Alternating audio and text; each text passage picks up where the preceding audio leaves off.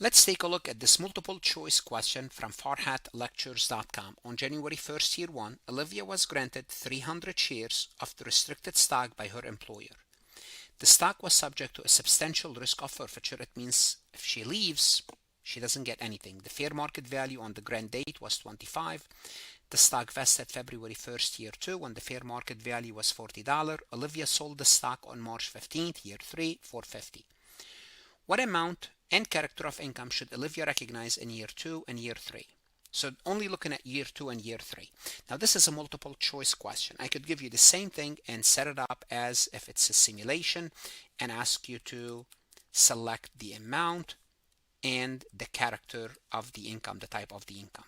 Doesn't matter. You just need to understand what should be given in year 2, what should be given in year 3. So the good thing is they did not ask you for year 1. And if they ask you for year 1, there is nothing in year 1. Year 1, Olivia was only promised the shares in case she stayed with the company. So what will be year 2 tax effect? What would happen in year 2? In year 2, the shares vested. So if the shares vested, she got 300 shares vested on the fair market value $40, $12,000. So in year 2, do we have ordinary income or do we have capital gain of 12,000? So we could eliminate D and B. We know in year 2, hopefully we all can see that there's a compensation, there's an increase in value of $12,000 because that's when she received the share.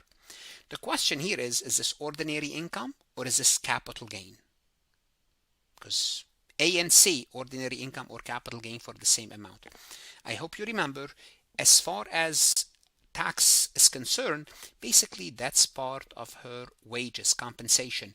Therefore, I will go with A. Therefore, immediately the answer is A. But you want to make sure that in year 3, we have 3,000 of either capital gain or long-term capital gain or ordinary income. In year 3, she sold the shares. She sold the 300 shares at $50 and she received 15,000. So this is the proceeds and the basis is the 12. Because she already paid taxes on the 300 shares. That's her basis. The difference is 3,000, and since she held them more than a year, it's long-term capital gain. Therefore, the answer is A. Now, on the CPA exam, once you know that it's 12,000 ordinary income or on the enrolled agent, just don't even do the next computation. You know, number 2 is the correct answer because it's 12,000 of ordinary income. Not 7,500, not 0, it's 12,000. You select A and you move on because you want to finish this question as soon as possible. Now, if you're working this question on farhatlectures.com, you could ask the AI to explain the topic, ask AI to explain the correct and incorrect answer, and the best thing is you can ask AI to create a similar MCQ for you so you can practice this concept again under different scenario. What should you do now? Invest in yourself. How? Go to Farhat Lectures. Look at additional resources, lectures, AI resources, MCQs, video simulations, exercises. Whether you are a CPA exam candidate, enrolled agent, or an accounting student, the best investment you can make is invest in yourself, and God bless. Want to see more CPA exam multiple choice questions solved step by step?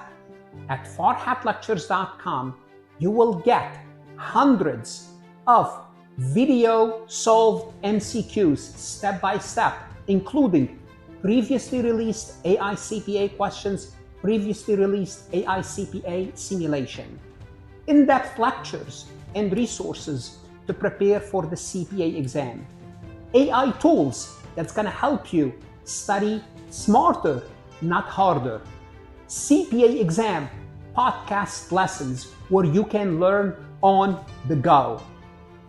And also you will get the personal guidance of support of Farhat and his team. If you are serious about passing the CPA exam, this is your next step. Visit the website farhatlectures.com, start your free trial, and I hope to see you on the website.